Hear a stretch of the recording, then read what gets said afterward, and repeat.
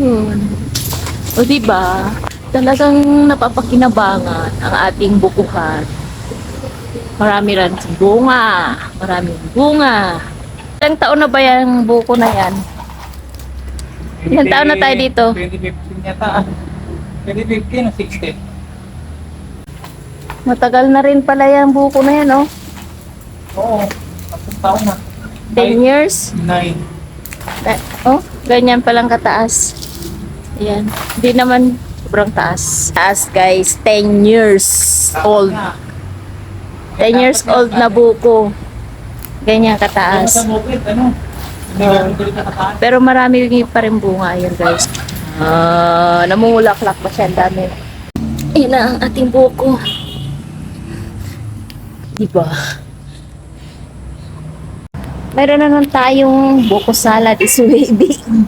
Hindi, i-stack lang natin yan sa freezer.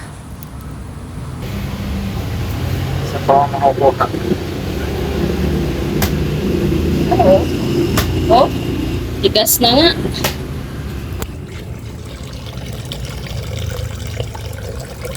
Sabaw. Hindi ba? Dami natin kakayurin na buko ngayon. Oh, diba guys? Salad is wavy. Diba? Ang dami. Oh, saan ka pa? Free na ang ating pambuko salad. Marami-rami tayo na harvest today. Diba? Magkano na rin itong bibili natin. Basta talaga may itinanim. May aanihin. Ang galing. Ang ganda. Sakto lang guys. Oh. Ganda ng laman niya. Sakto. Marami pa tayong buko juice.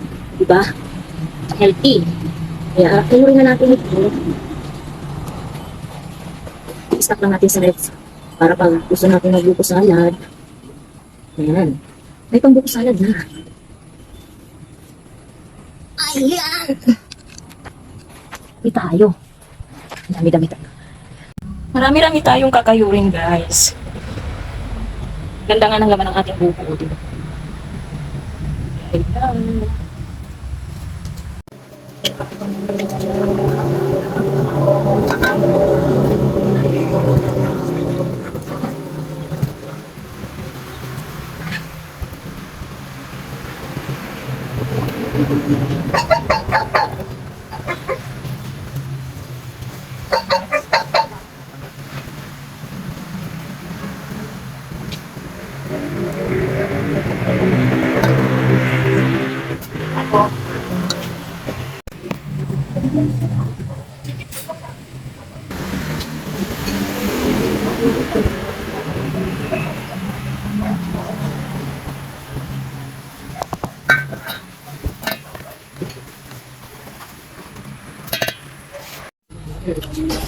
Dami-dami din ito, guys.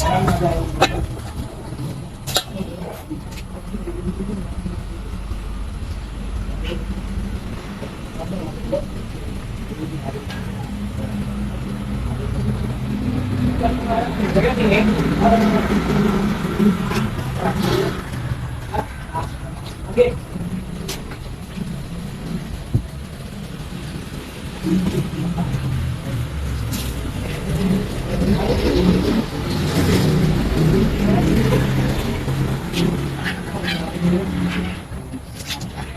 Ang dami tayong gagawin buko salad yan, guys.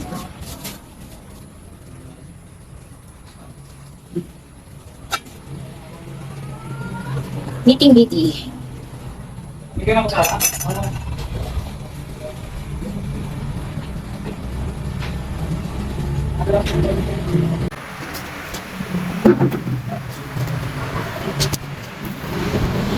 Ang dami rin, oh.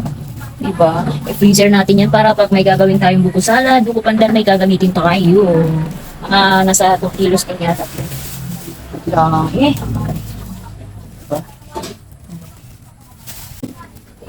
Diba? 3 kilos siguro to, ang dami.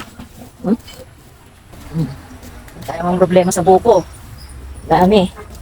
Freezer na natin to.